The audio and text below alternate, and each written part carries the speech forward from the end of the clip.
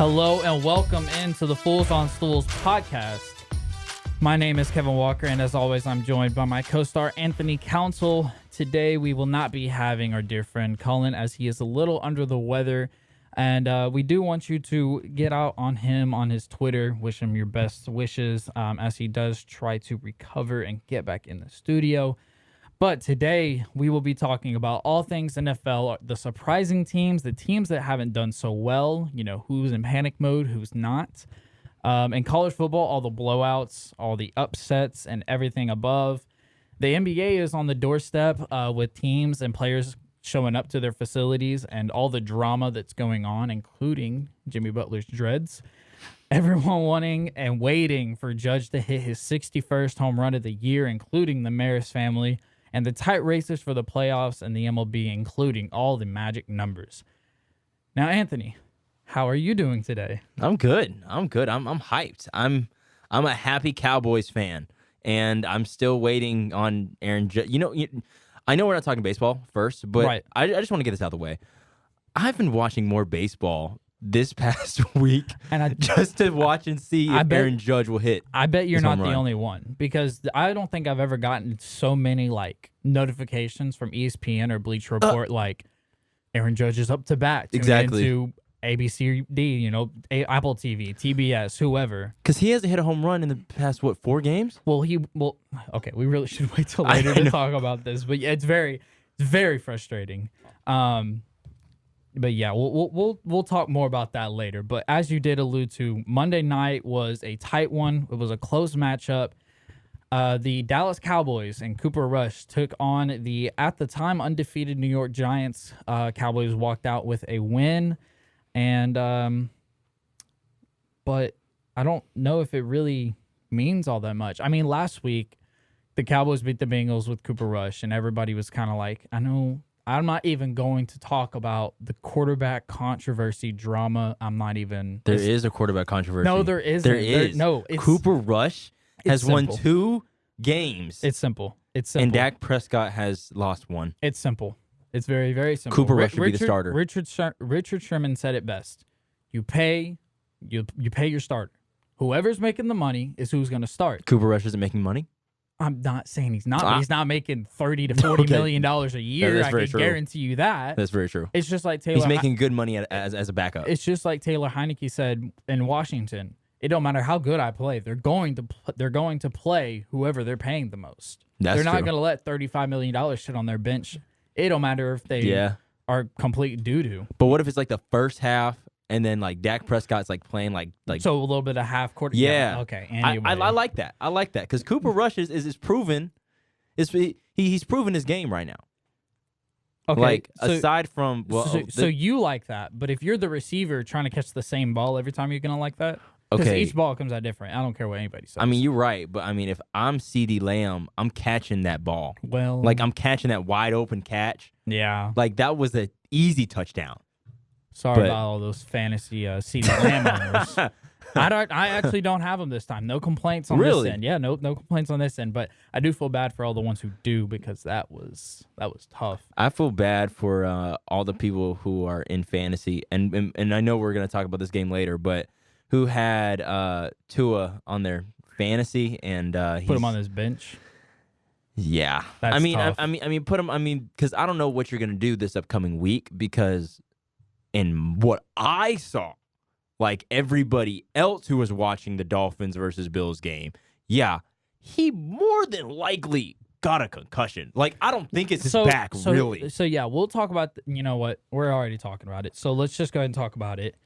So Mike McDaniel came out and said that they did concussion protocol on him twice. So what actually happened, what's being reported is earlier in the game before that happened, he was hit and he had back tightness, like some kind of tightness in his back or something, with a nerve or something like that.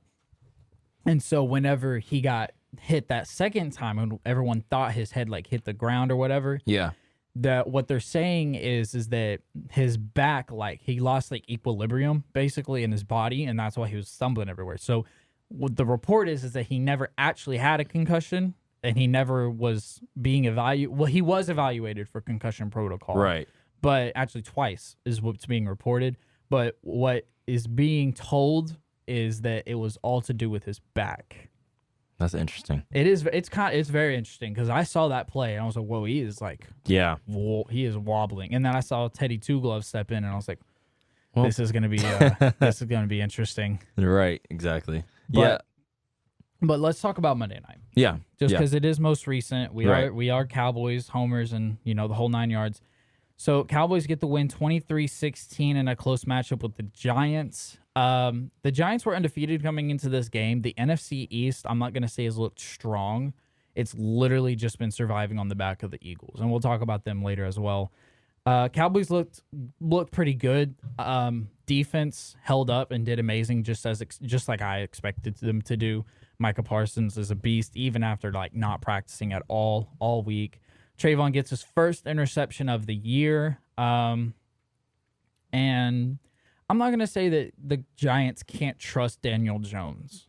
Because, the pick that Daniel Jones threw to Trayvon, it's he's getting pressured so much. I mean, the Cowboys, I don't know the exact stat. I don't have it in front of me, but just based off of pure watching football games, the Cowboys have to have the most pressures on quarterbacks in the NFL right now. I mean, you catch that ball. I mean, because I know you saw the route. He literally just slipped. And if he didn't slip, then, he's more likely going to catch the ball. Right. Trayvon Diggs isn't going to come under. So it's not it's not like because we've always known Daniel Jones turnover. Yeah, exactly. The turnover problems, and he's been getting better at it throughout the years. I don't think that it was he only threw one pick, so it's not it's not entirely. Trayvon literally had to scoop it off the ground. Yeah, it's not exactly. He sat there and caught it. So, it was a good game. Cowboys got the win, big time win. DeMarcus Lawrence just wanted to remind everybody that he is still indeed playing football with his 3-sack night. It's a big win for the Cowboys because whenever your starter is not in for anything, especially your quarterback, any kind of win is momentum to keep going for the team. And this year, I think the Giants are different. They're not as bad as past. And Brian Daboll's a great coach, so it's not like you just beat regular Joe Schmo Giants. No, right. You beat a pretty good Giants team, and Saquon looks like he's back to, I'm not going to say full health, but he looks like he's back better than he's been in the past. Yeah, and I also think that the Cowboys found another weapon in Noah Brown. Yeah, no kidding. He was a stud out there. That's not even, Michael Gallup he's not back yet, but he could probably be back in the next week or so. Speaking of coming back, Dak got stitches removed on his thumb. There's still some swelling, but they're saying he probably won't be back for next week against the Washington. But they're saying he'll probably be back before for the game against the Rams. So I was watching, I think it was not Fox. I was watching.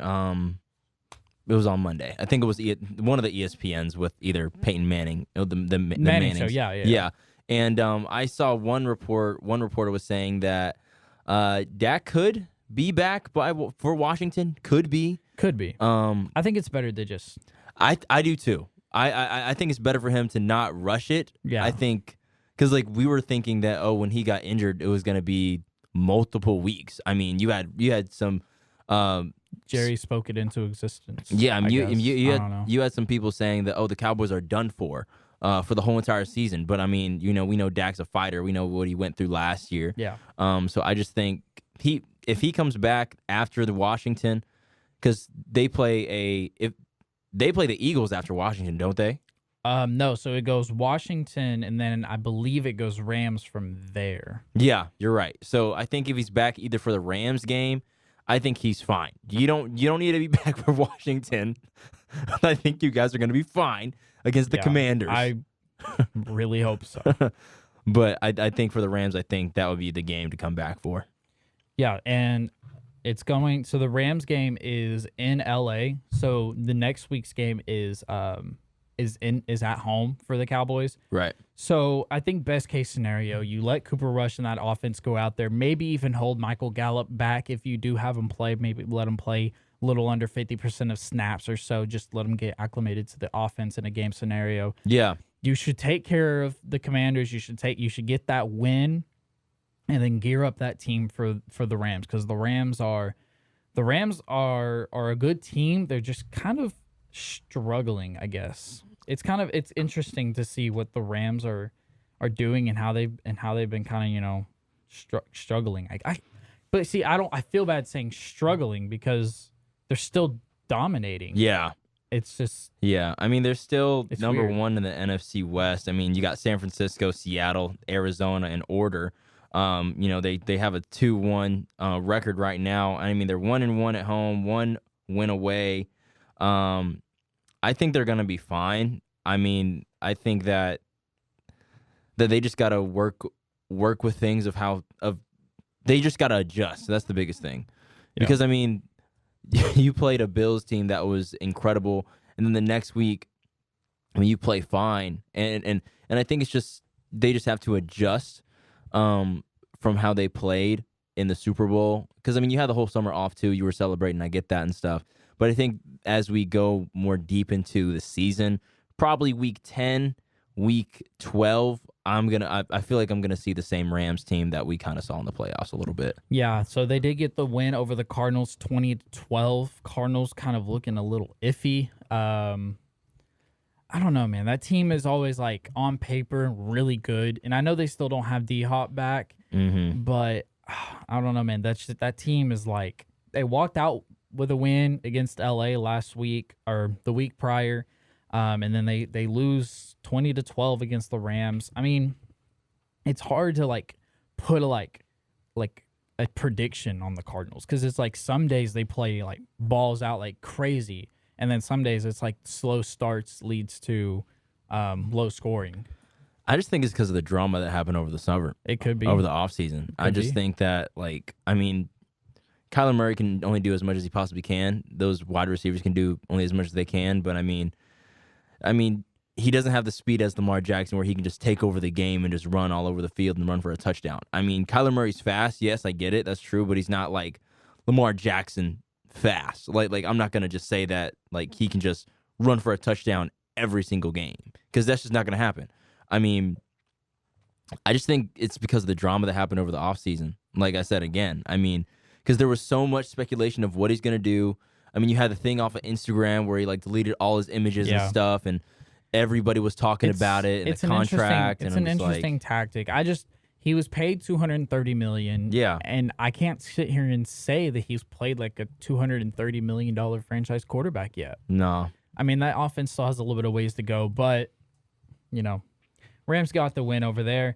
Falcons Seahawks, just out of respect for Colin, we're gonna just say, hey, Falcons won this game 27-23, and we're going to leave it at that point. Broncos 49ers, I'm not going to lie, was a snooze fest. Yes. Punting was the name of the game for that one. Broncos got the win 11-9. Definitely not looking impressive. We'll talk about that more later. Also low-scoring game, Packers-Buccaneers. Packers get the win 14-12. Tampa Bay goes down and scores a touchdown on the last drive, but fails to get the 2-point conversion. Buccaneers off to a rough start.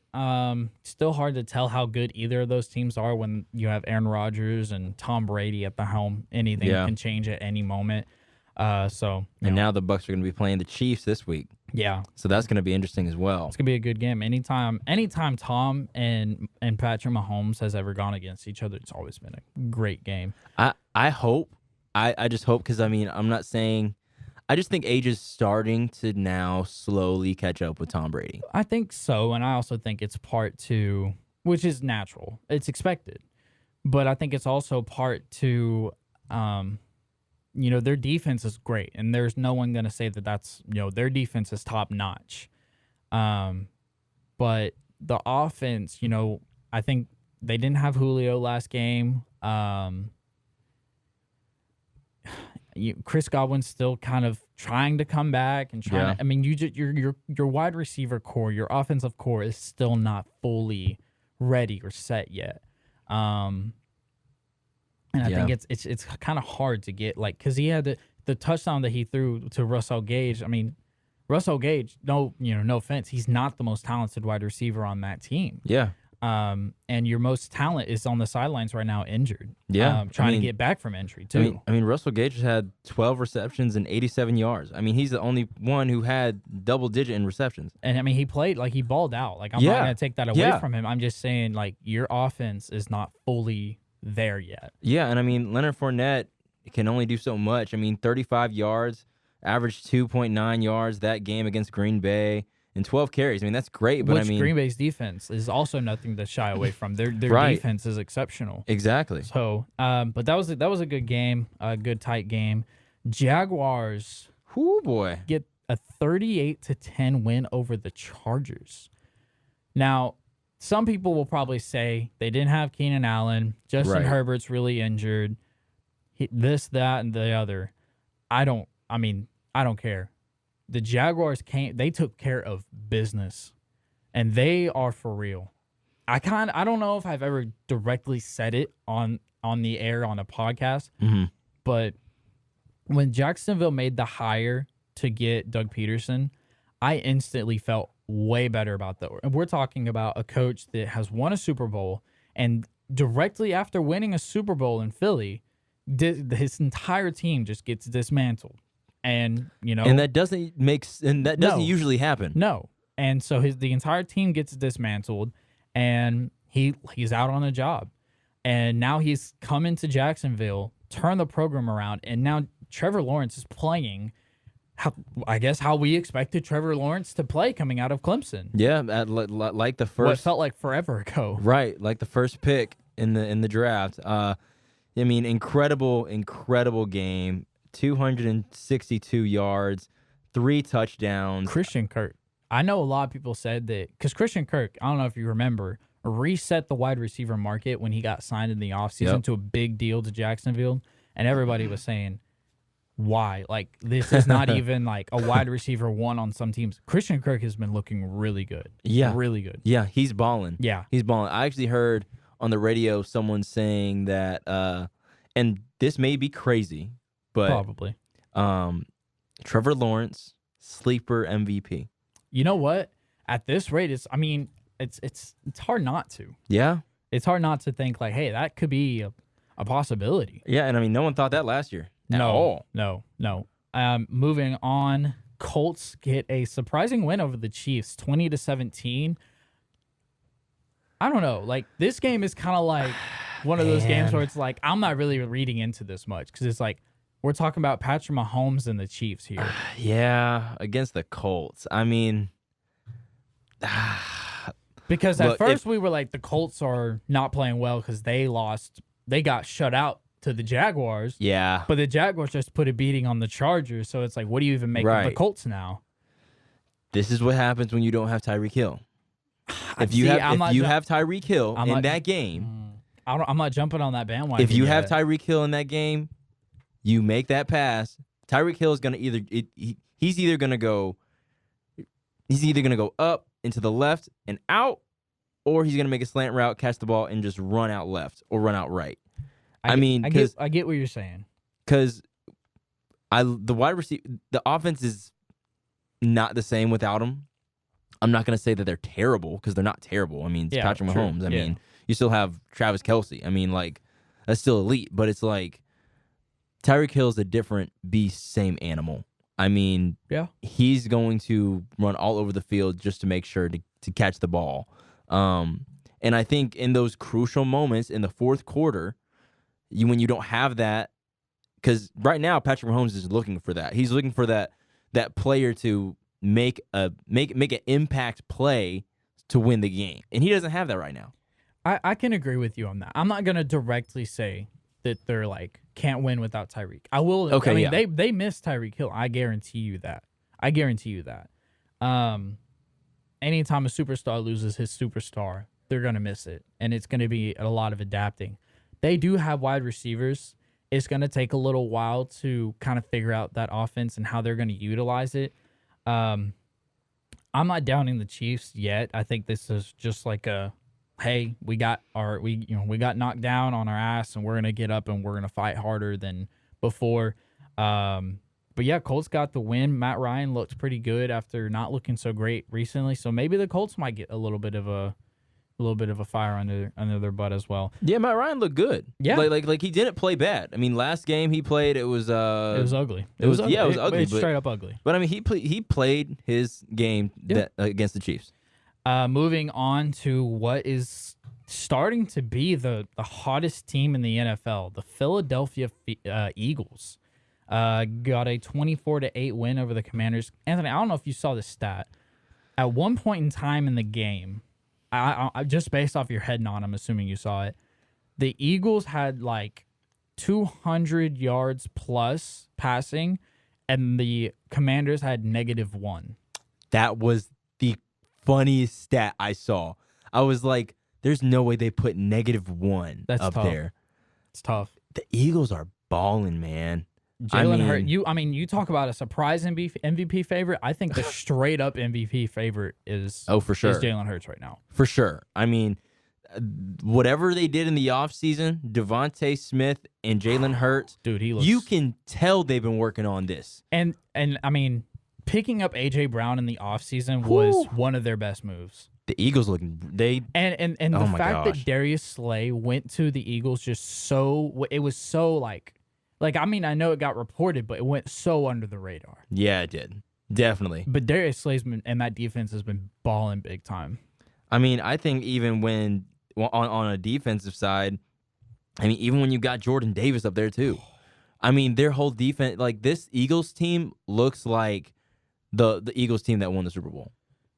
And I mean, the only reason I'm saying that is because you have a dynamic quarterback, you have offense, you have a elite defense. Yeah.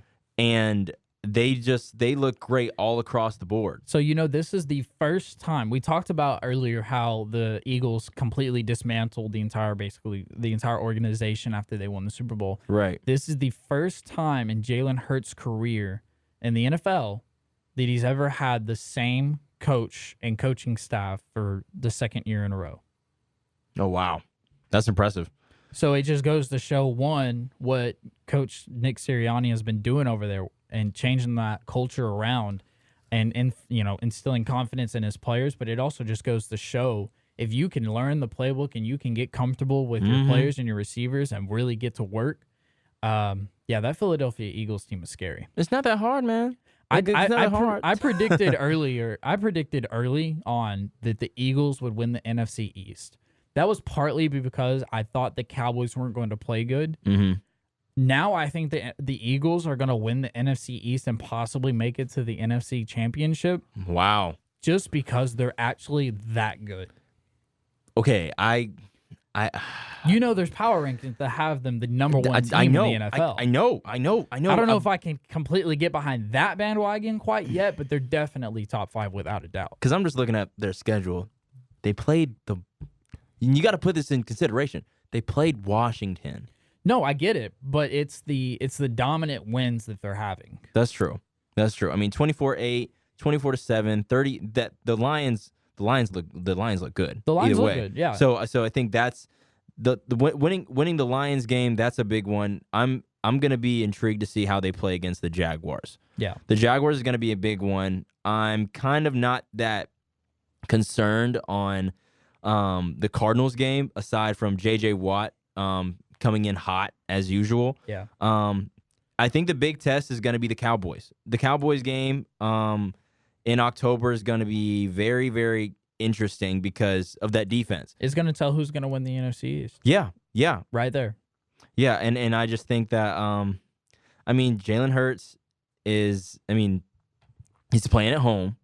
So that's a big thing, and we know how all those Eagles fans are. Philadelphia's wild. They are, and I think it's going to be a matter of, who has a better game? Because you can say better offense, but by that time things could be different. Dak could be back. Dak could be back. Gallup could be balling. Things could be completely different by then. Exactly. But moving on, as you mentioned, the Detroit Lions get a close loss to the Vikings. I really wanted. I'm sure I'm not the only one that wanted the Vikings to win. Watching Hard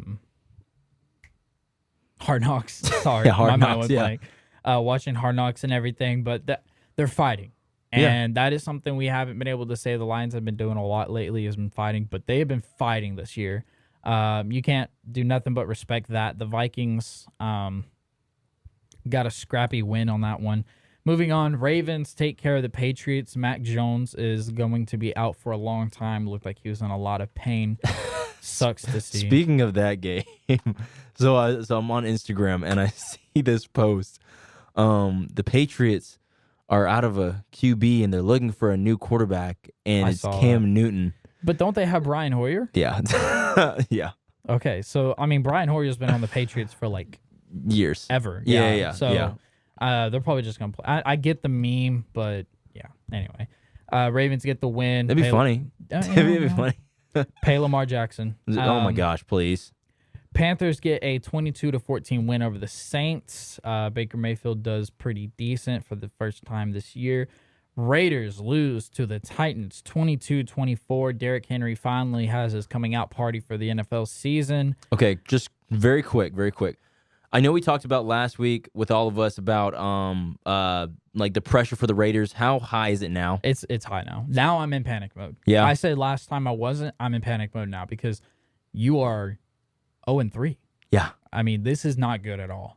Yeah. Josh McDaniels does not have a great record as a head coach previously before, and it's not getting any better right now.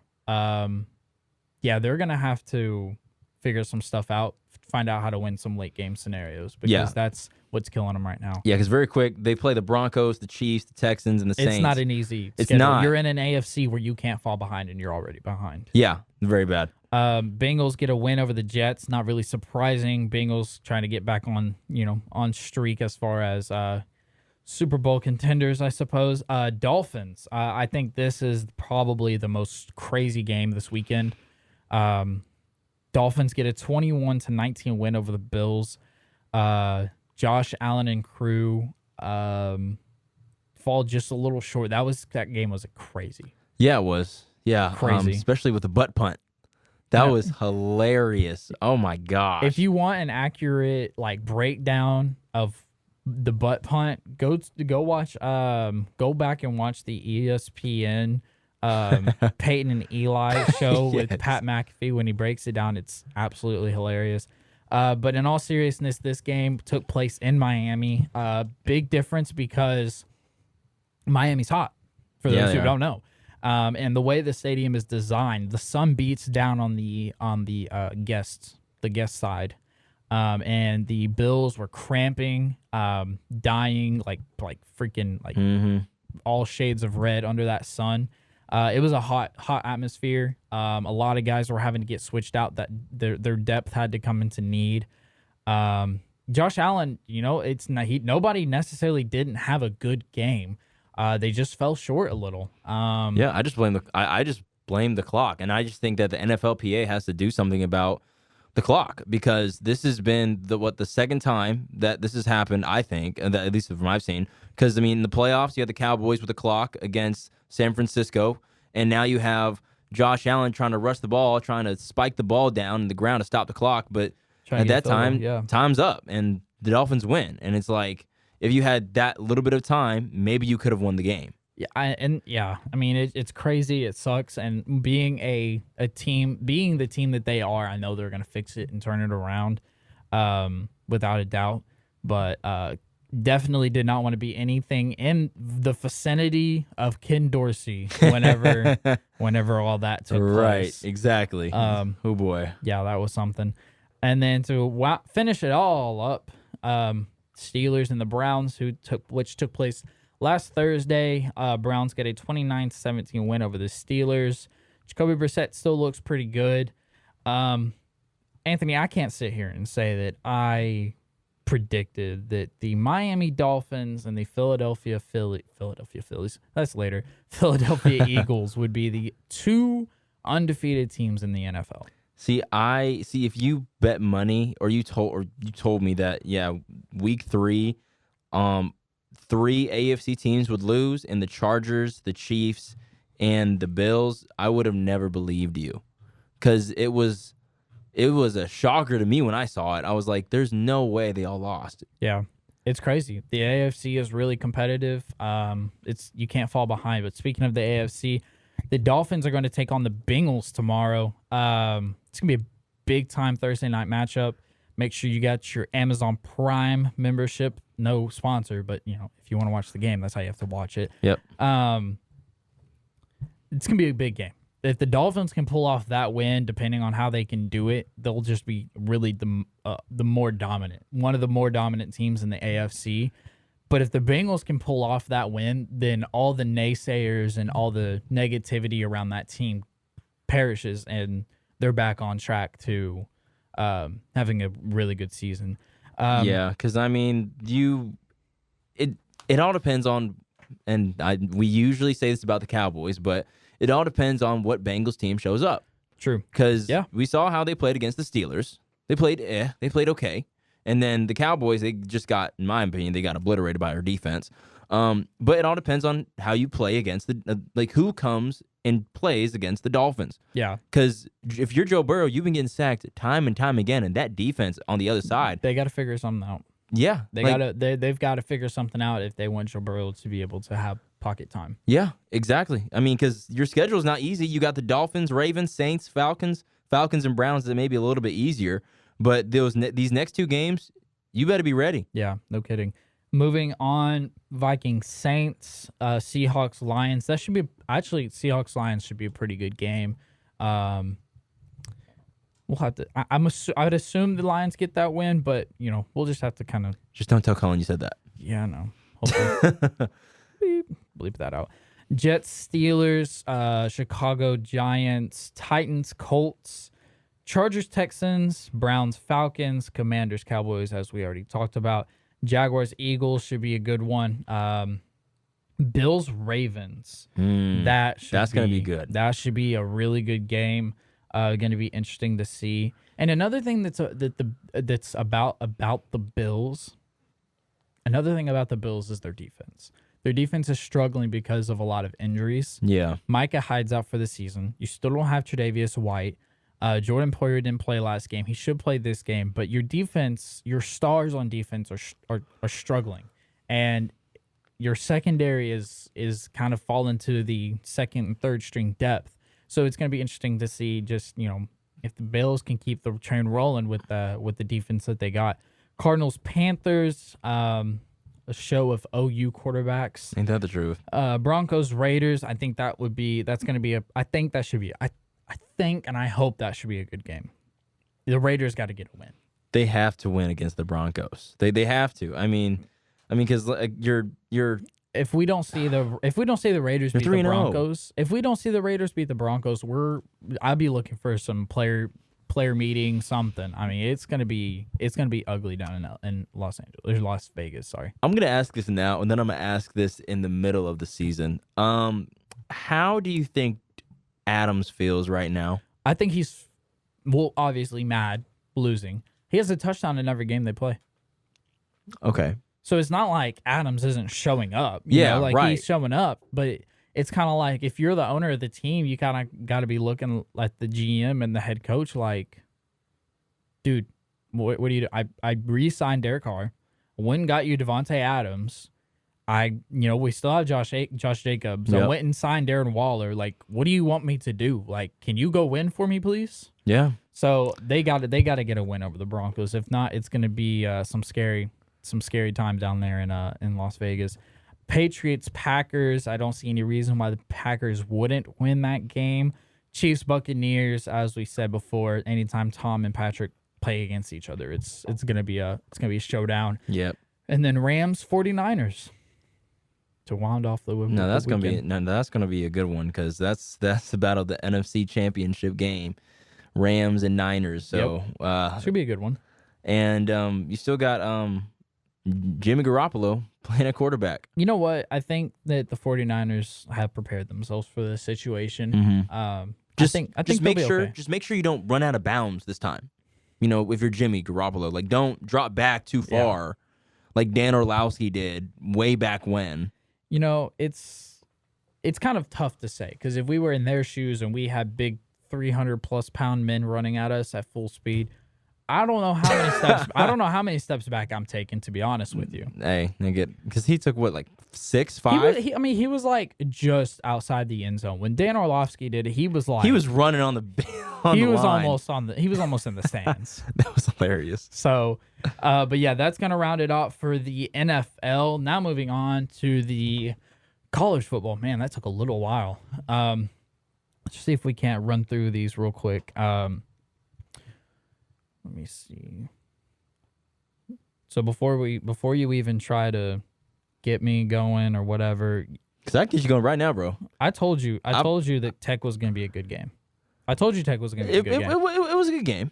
It was. Granted, Texas should win, and I reached out and talked to all the Tech people that I know and said, good game.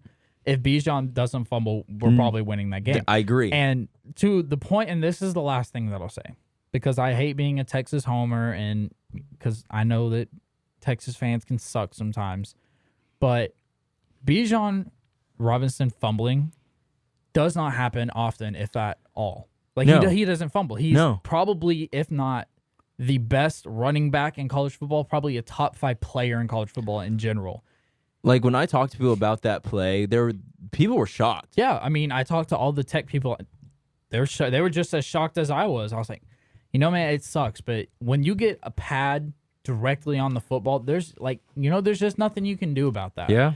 And, it just falls to that unfortunate scenario. Tech gets the win. Granted, Texas probably should have taken care of business early. Xavier Worthy, hopefully he can be back by next game. I'm hoping Quinn Ewers will be back before we take on Oklahoma. But I don't know. There's a lot of other games that happen and a lot of other matchups that happen. So let's go ahead and get to those. Anthony, what stood out to you? I know we talked about that Tennessee-Florida game, and that one had a wild ending. That was a fun game to watch. My mom and I were watching that game. Tennessee, I mean, look, they look nice. Cullen said it before last podcast. I mean, they look very nice. It's nothing that we're kind of shocked about. I mean, Richardson for Florida, I mean, he looked pretty good. He looked decent. Threw 1 interception, 2 touchdowns, 24 for 44. He played a decent game. I'm not gonna say he played terrible, right? But I mean, look, man, Hendon Hooker played a game. Yeah. Like, geez, man, 22 for 28. Come on, like that's almost perfect. That's pretty good performance. I'm not gonna lie. As expected, top 3 took care of business. Michigan got a 34-27 win over Maryland. Not necessarily close, but I think closer than they would have liked. Mm-hmm. Top 4 stay the same. Clemson, number 5 Clemson, got a 51-45 overtime win over Wake Forest. That was a good game too. Yeah. It's good to see Clemson doing as good as they are. Yeah. Back into college football relevancy. But at the same time, I think Wake Forest is better than we give them credit for as well. Yeah, Wake Forest is nothing to play with. I mean, honestly, most of the teams on the East Coast of North Carolina, they're balling out. Appalachian State, Wake Forest, I mean, North Carolina and Duke, they're more basketball, but they're trying, of course. But I mean, Wake Forest, that's a team you really can't sleep on, and they've been balling out for sure. But one of the games that I was looking at, and look, as a Texas fan, I'm sure you're happy about this. Okay, so don't be upset. OU lost to It's true, and I'm sure you're kind of happy because K-State, yeah. No, definitely happy about it. Definitely happy about it. So not even going to shy away from that. Definitely happy about that. So my mom and I were watching this game. Mm-hmm. We're watching KSU play OU. K-State, yep. And there's this running back, right? Mm-hmm. Small, like when he's standing up against next to the quarterback and these defensive or offensive linemen. Yeah, he's the shortest guy on the field. Yep. But he's moving so quick. I'm like, agile. Bro, Yep. You're moving so fast. And if they're built and stealthy, then they're hard to tackle. Like he's 5'6", and he's moving like that. And I'm like, bro, this dude's different. Imagine how hard you had to fight for that spot. Yeah. Hello. Moving on, Utah gets a 34-13 win. BYU gets the win. USC edges out to get a 17-14 win over Oregon State. As mentioned, Kansas State gets a 41-34 win over OU. A&M pulled off an upset, getting the 23-21 win over Arkansas. I don't know if you saw that kick. That is tough. That was tough. But that kind of rounds it out for the past week. As far as looking forward, Ole Miss and Kentucky, that should be a pretty good game taking place in Ole Miss, number 7 versus number 14 rank. Speaking of which, how excited are you about covering that game? I should still be going. The hurricane kind of has things like, up in the air. But because I'm hearing that game is supposed to be really good. It should be a good game. Yeah, it really should. I think Ole Miss could probably pull off an upset, being at home. But Kentucky number 7, Ole Miss 14 on ESPN. But Kentucky's look good. Yeah, Kentucky looks really good. Real good. But yeah, so Alabama takes on Arkansas. That could be a game. Wake Forest, as we just mentioned, takes on Florida State. Also should be a pretty good game. NC State and Clemson's probably the most highlighted matchup for the weekend. Mm-hmm. I think that number 10 NC State. Yep. May I remind you, they've been balling. Yeah, they have. I don't know, man. Clemson could fall. I mean, it's very well possible that could be an upset game. Yeah. But yeah, big time weekend coming up for college football. What's your sleeper game? Give me your sleeper game. My sleeper game? Yeah. My sleeper game. I guess my sleeper game would probably be Alabama, Arkansas. You think Arkansas could win that game? I think they could. They could. I think so. Yeah. Maybe. Because Arkansas, they're not a bad team. They're ranked number 20. You beat Cincinnati. You beat South Carolina. I think they got the bad end of the stick against A&M. I don't think A&M's that good. Yeah, I don't think so either. Honestly, I like I was telling someone off air. I was like, look, A&M in my eyes, they're a good team, but I just think they're just all talk. Like I've said before, they do have talent. They do have a very, very, very good drafting or recruiting roster. Yes, 100%. I just don't know what A&M is completely about yet. Because I just haven't seen it. I think that's completely understandable. I haven't seen it either, and I think we will see it if they do have it going in further into the season, being in the SEC as they are.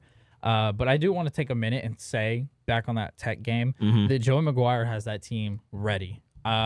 Texas Tech is not a team to play with. I'm not even saying this just because Texas. I've been saying Tech is a good team.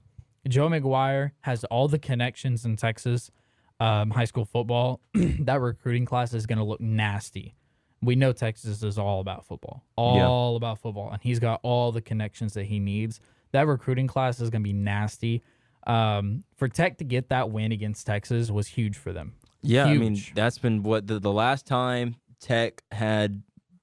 So last year when Texas played Tech, we put like a 50 bomb on them. Yeah, and the last time Tech won, especially in that stadium, was 2008 when all the fans bum rushed, everything as they usually do. But Texas is leaving, so it's like that rivalry. True, but I think that there's some rivalries that will stay. I think Tech is one of them I really want to keep. I don't know if Texas will keep it, but we'll see what happens. I know you asked me for my sleeper pick or my sleeper game pick. My sleeper team is Kansas. Really? Kansas is undefeated. Not Kansas State. Kansas. In the Jayhawks. You know, the one that we all Texas Longhorns got clowned on for losing against. They're undefeated. You're right. And they play Iowa State this upcoming week. And then They have they had the most votes to get into the AP 25 that didn't get in. They are close. They're on the verge of getting into the top 25 poll. If they could get a win against Iowa State, there is no reason that Kansas shouldn't be ranked. They are balling big time.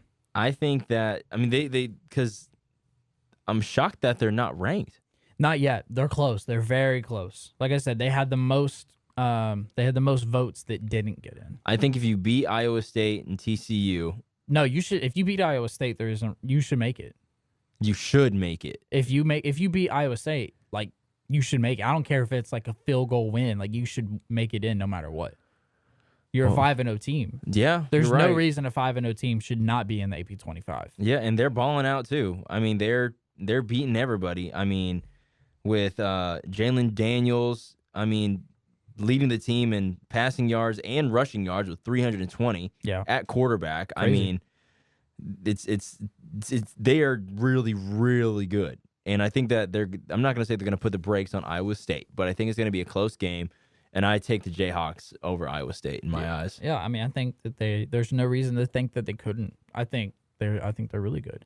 Another sleeper team, kind of a sleeper team, not so much as Kansas, but Tennessee, I think, really has a shot to be something and do something this year. But we'll just have to see going further on into the season. We are 45 minutes in, Anthony, so we're gonna have to pick up the pace a little bit. That's fine. You know how Cullen gets about Time, long podcasts. Yeah, I definitely get that. Y'all don't know, but Cullen is actually like directing all of us from afar. He's behind the camera. You guys just can't see him. Not really. But we will definitely get told. Yeah. We'll get, for sure. When he comes back, he's gonna, Why'd y'all's podcast run for an hour plus? Yeah. Why'd it run for like an hour and 45 minutes? What's wrong with y'all? Jeez. Sorry, Cullen. Yeah. We were talking about the Seahawks too much. No. Yeah, I don't know about all that. But getting off of the topic of the football, let's go to basketball, something we haven't talked about in a while. The NBA is close, sort of. Teams are coming back. Players are coming back to their facilities. I wanted to ask you your opinion on what Jimmy Butler said about his new hair. Did you see what he said? I think so. How they're like, it's this real hair. So it's just real hair. But so in a conference meeting or like a press conference, somebody asked him if I think they asked him like why he did it or if he plans on keeping it or whatever. And he basically was like, I haven't really thought about it. I haven't really put any thought to it on if I want to keep it or not. I probably will. But he basically was like, I only did it to make the internet mad. So to make the internet mad? I mean, it did. Oh boy. I mean, it's not bad. It looks good. I mean, it's different. It's hair. Like it's hair, I get what you're saying. and for me, it's like they're extensions. Like he did not grow all that hair in a matter of 2 months. There's no way. Maybe you might have to fight him on that. He definitely got extensions. Like absolutely got extensions. It's a different look. But what if he like balls out? Then it's like, okay, don't get rid of the hair. I mean, hey, look, just make sure no center tries to yank your hair down when you go for a layup or a dunk. But that's the biggest thing. Yeah, I just thought that was really interesting. He's just trying to make the internet mad. Jimmy Butler being Jimmy Butler, that didn't really surprise me much. Yeah, it makes sense. I want to highlight what's going on in Phoenix. Ever since the Mavericks have beat them, Phoenix has kind of been struggling a little bit. DeAndre Ayton didn't sound too excited whenever he was talking about the Phoenix Suns matching his offer with the Pacers. And, I heard about that. Yeah, and then Monty Williams hasn't talked to most of the players since the last game of the playoffs. Also interesting, what's going on in Phoenix? I mean, I think that from what I saw, and the team's probably going up for sale. So it's there's a lot going on in Phoenix. There's a lot going on. Teams going up for sale. A lot with with whoever's going to be buying that $2.5 billion teams really, in the Mercury and the Suns. Is that what it's listed at? I haven't seen that. I think it's 2.5. I could be wrong, but I think there's a 2. I'm pretty sure there's a 2. But I think Monty Williams just giving them a break because I mean, because there's a lot going on right now in Phoenix. True. And I mean, you can barely think with your head straight. It's going on a swivel, like it's getting unscrewed or something. I mean, I just think Monty Williams is just gonna have to try to get the troops back in order before the first game, before preseason, at least right now in training camp, which is going on like as we speak, and just try to get them back on track. Because if you're Phoenix or even Boston, there's a lot going on that you can't control. True. And every reporter is going to be asking you, what do you think? What's your thoughts on it? And you don't want to talk about it. Like majority of the time, you're just gonna talk about it with your team, with your crew, and not with the press. Right. Yeah. And it's like, I think they just gotta try to push it behind them and just move on with the season, because you guys made it to the Western Conference Finals. No, wait, sorry, not the finals. The semifinals. Yeah.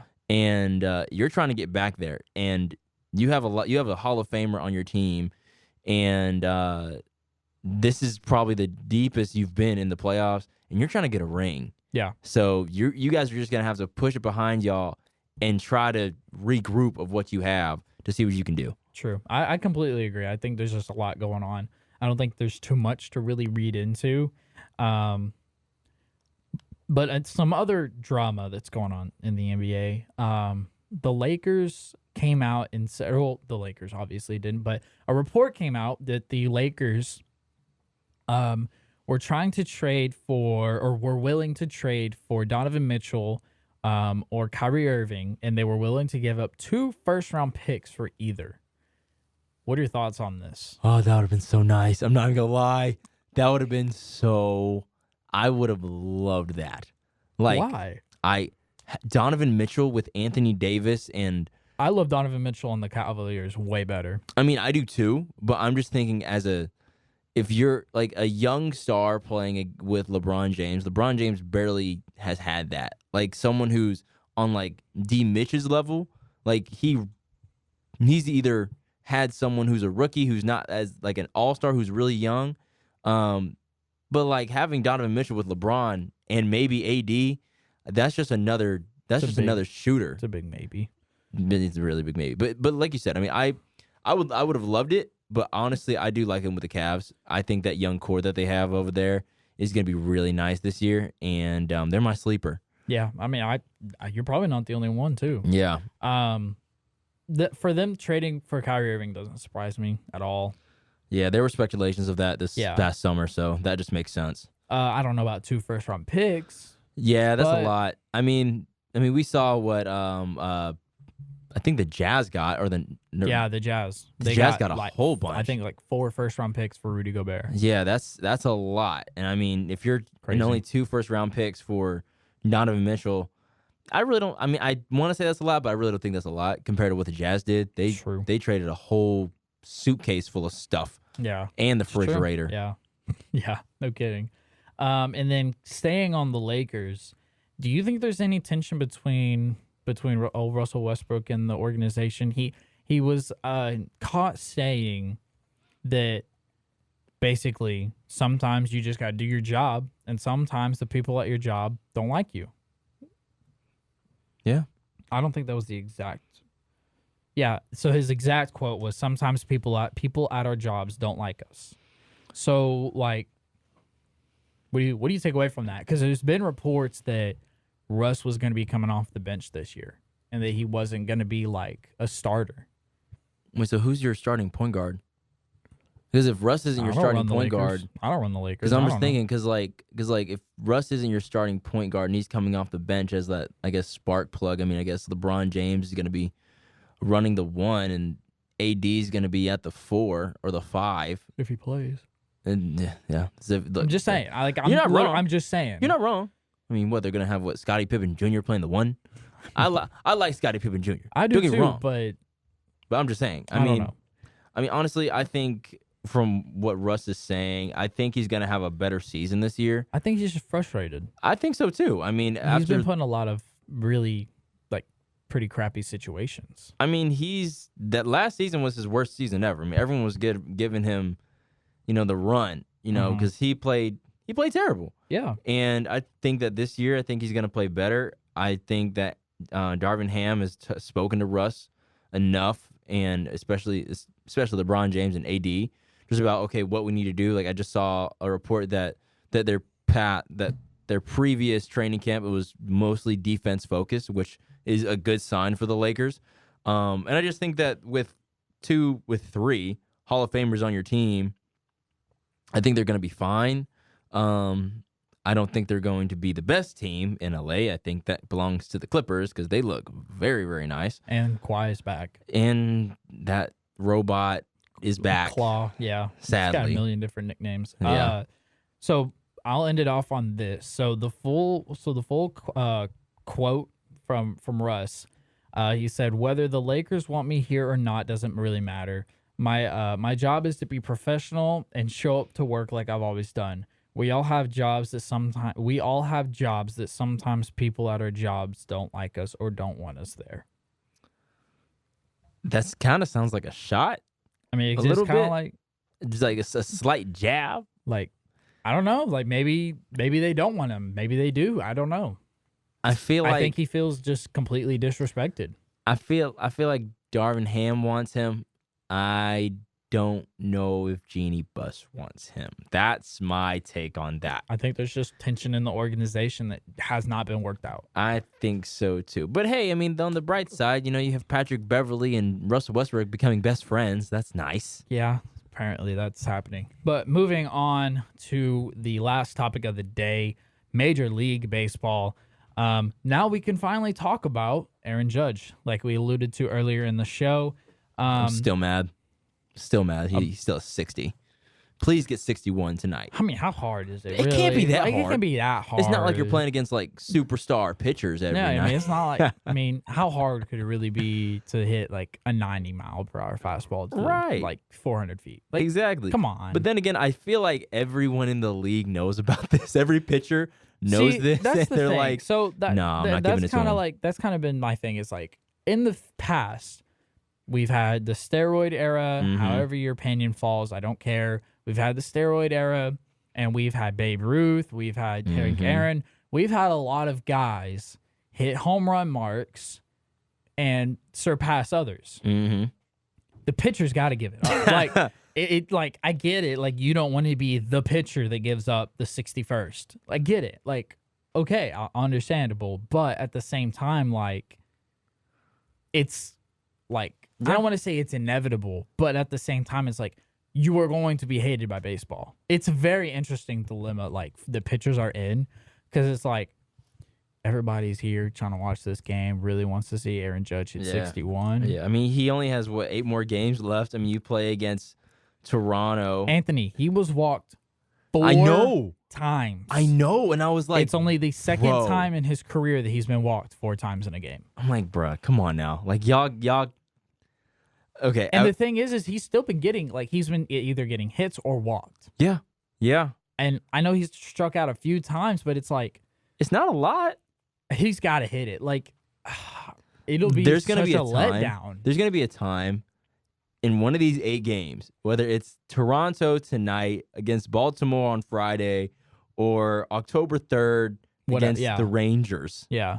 Like he's gonna be so mad. He's gonna be like, I don't give 2 bleeps about it. I'm hitting this ball. I don't care how far it goes. And he has to just start taking daddy hacks on every swing. Exactly. You're right. I mean, I get it. I get the frustration. I feel bad for the Maris family because they've literally been like traveling to every single game trying to watch this happen, which I think is really cool on their part, to be honest, to be willing to do that. I think he's got to get it. I think personally it has to happen. But against what team? What team you think is going to let up? I think the Rangers. Probably. I do too. And I don't want to say that, but I'm just like I think it'll happen against the Rangers probably. It wouldn't surprise me. Are they playing here?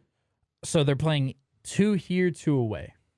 I want to go to one game. I just want to go to one game. But if you're Aaron Judge, you want to hit that at home. Yeah. Oh yeah, that's true. That's true. You don't want to hit it away. Yeah.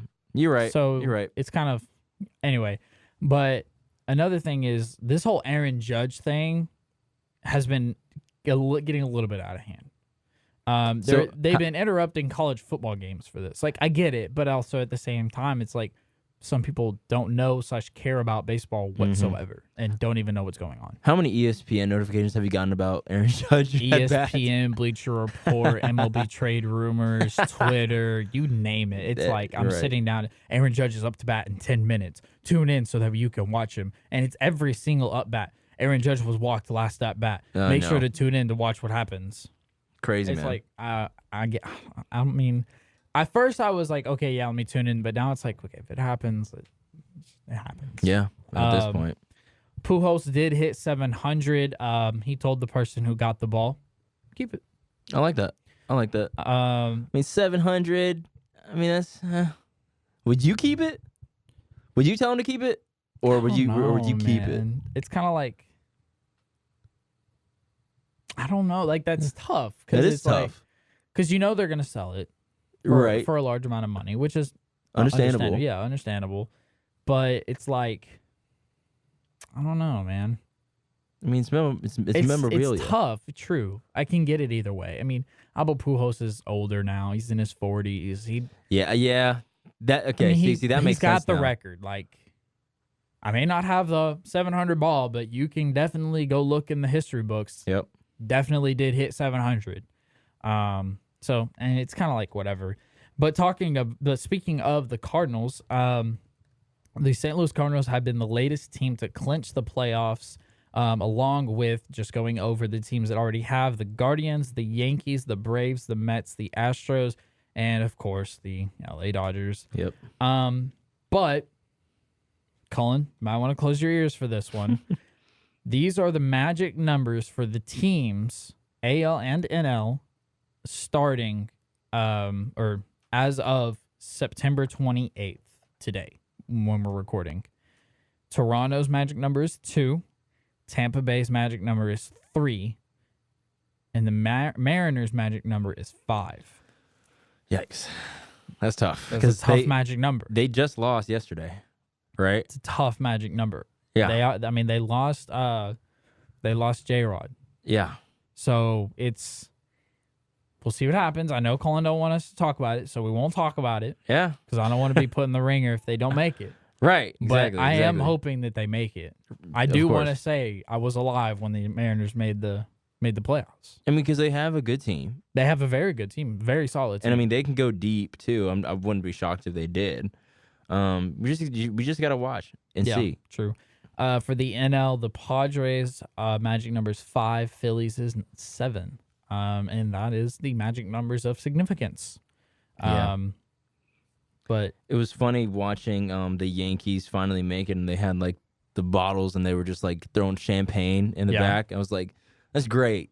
And you know how I am. I've been like this since the beginning of the season with these freaking Yankees. Do something. I don't care about no regular season. Do something. You better go to the dang World Series. You're not the only one that thinks that. Facts. Like, I guarantee you're not the only one that thinks that, because a lot of people have always been like, okay, Yankees, we know y'all are really good, and we know that y'all can do really good in the regular season, but hey, playoff time, what are y'all going to do now? Yeah, are you going to choke, or are you going to make something happen?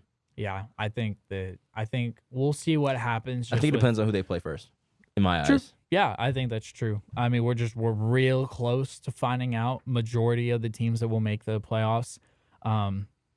The race is getting pretty tight. But without any further ado, that is going to do it for the podcast. Anthony, thank you for coming in. We did miss our fellow fool, Mr. Cullen Brown. Yes, our Seattle Seahawk fanatic. Yeah, Seattle fanatic. We hope he's getting better, doing well. But that's going to do it for the show today. If you did tune in to the live stream, thank you so much. Trying to just kind of figure out how all that stuff works. Do follow us on our social media, our Instagram and Twitter at Fools on Stools. That's where we will be announcing any notifications, anything we got to say going live, whatever. Sorry about the technical difficulties on the Twitch stream. Hopefully you were able to find it on Twitter. But yeah, that'll do it for the show. Thank y'all so much for tuning in. As always, grab a stool and be a fool.